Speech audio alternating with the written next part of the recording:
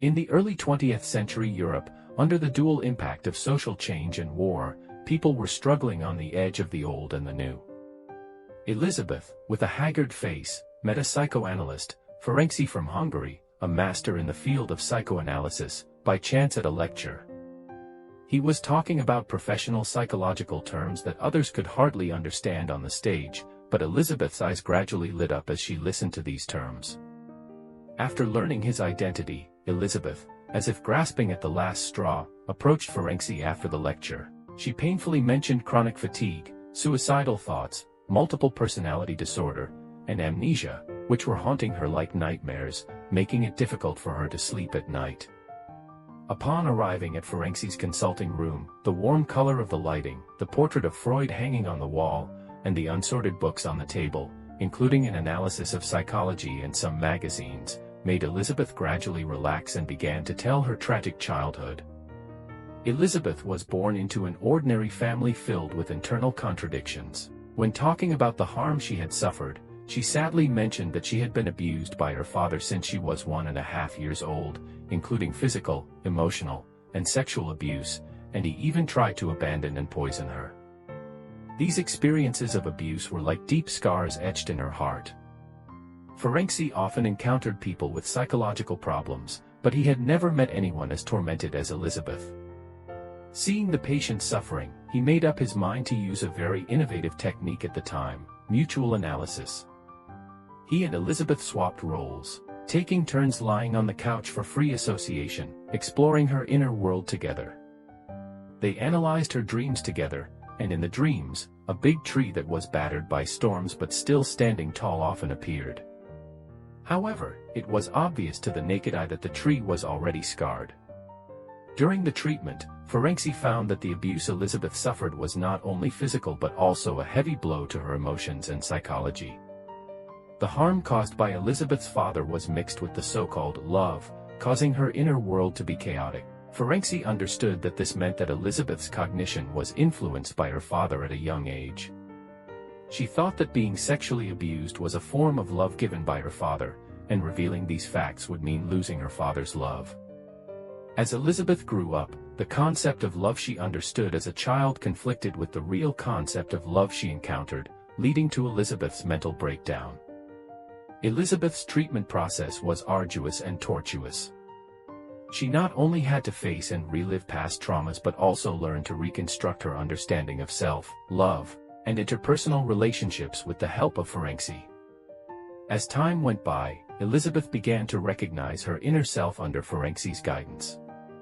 She learned to distinguish between love and harm and gradually built up her self-esteem and confidence. A beautiful lady knocked on Ferenczi's door and saw Ferenczi, who had been tormented by illness all day. She understood why Ferenczi had suddenly disappeared at that time. When Ferenczi looked at the lady, his expression was dazed for a moment because she was Elizabeth, the woman troubled by mental illness. He realized that Elizabeth had recognized her inner self, but then he smiled bitterly because the treatment time left for them was too short. Treating mental illness takes a very long time. Welcome to my channel. Today, I will introduce to you a psychiatrist and psychologist from Switzerland, Mr. Carl Gustav Jung. He is a guy who pioneered the school of analytical psychology. Jung believed that dreams are not an escape from reality but a supplement to it. For example, if in your dream you are a hero, it means that even if you encounter difficulties and challenges in reality, you also have the ability to deal with them. In Jung's childhood memory, he was an introverted and sensitive child who particularly loved to lie in the stroller on warm and sunny afternoons, basking in the golden sunlight. This became his haven from the tension at home. He only needed to gently close his eyes to feel the warmth of the sunlight filtering through the green leaves and falling on his face. The breeze was like a gentle caress. In this brief tranquility, Jung seemed to temporarily forget the endless quarrels between his parents. Jung's family was shrouded in a strong religious atmosphere. His father was described by Jung as a weak and faithless Protestant minister, and his mother was a fat, ugly, and stubborn woman.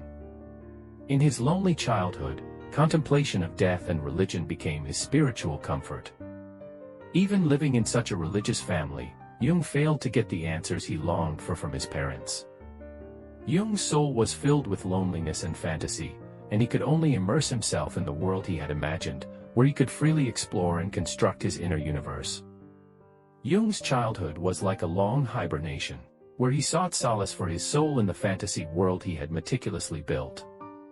Whenever the tension at home reached its peak, he would retreat to that sanctuary that belonged only to him.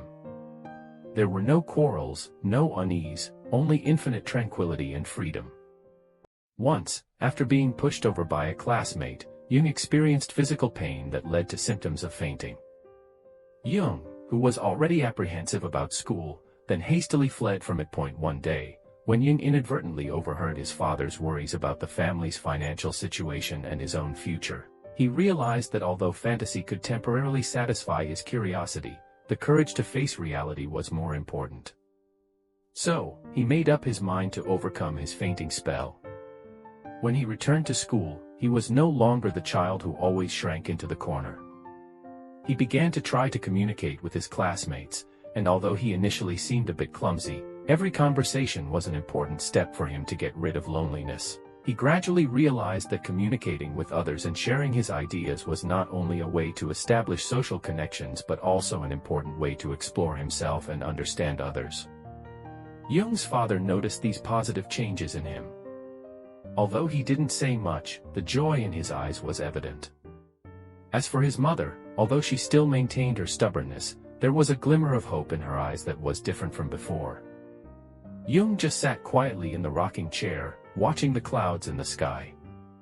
Many years later, when Jung recalled this period, he divided himself into two personalities.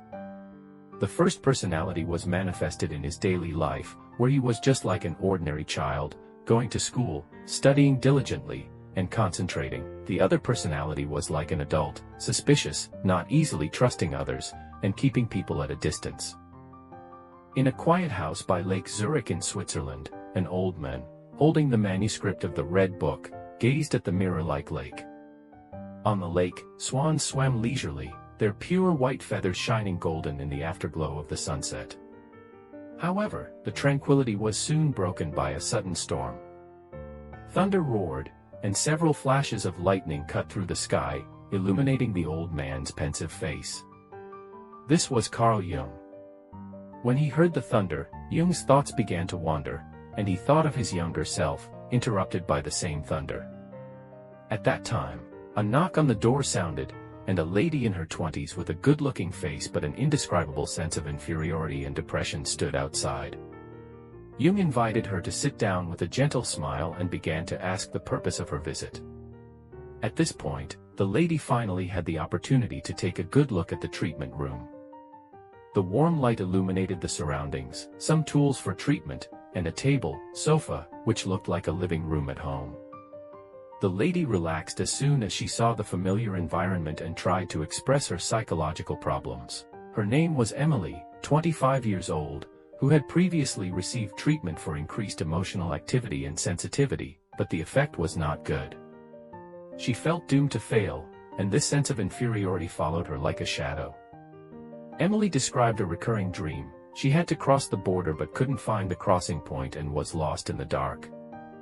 Jung realized that this dream symbolized Emily's unconscious identification with the analyst and her desire for self-exploration. Jung was Emily's third analyst. Through in-depth dialogue and dream analysis, Jung tried to unveil the veil of Emily's unconscious. He noticed that the repeated appearance of border checkpoints and customs officers in Emily's dreams symbolized her repression of hidden desires and dependence on the analyst. During the treatment process, Jung faced challenges, including Emily's resistance and his own emotional reactions. He realized that some of Emily's physical symptoms, such as uterine ulcers and bladder hypersensitivity, might be closely related to her psychological state. To help Emily express unconscious content, Jung introduced art therapy. In Emily's paintings, symmetrical flowers with colorful colors showed her dedication and piety to the treatment. Although Jung was puzzled by many of Emily's dreams and symptoms, Emily said she felt that the treatment was progressing well, even if Jung could not fully understand her dreams. As the treatment deepened, a series of Emily's symptoms gradually weakened, including uterine ulcers, bladder hypersensitivity, and intestinal cramps. Jung realized that Emily's healing process was a positive experience, and her neurosis and dreams were an indispensable part of her personal development process. After the treatment, Jung reflected on the entire process. He realized that it was not only words that could be effective in therapy, but the analysis of dreams was equally important. This was a key aspect in the development of his analytical psychology theory. Thunder roared again, interrupting Jung's memories. He was now an elderly man, but there was always a trace of regret in his heart for the rift with his old friend Freud. Jung's gaze turned back to the lake, where the swans still swam leisurely, as if nothing had happened. Jung turned and sat in the rocking chair, the one he had loved most in his youth. With the sway of the chair, he saw the satisfaction in his parents' eyes and understood that he should pursue his own ideals. At the Bergolsli Psychiatric Clinic in Zurich, Switzerland, a young psychiatrist carefully observed the patient's word association tests. He muttered to himself, "What psychological secrets do these subtle fluctuations in reaction time reveal?"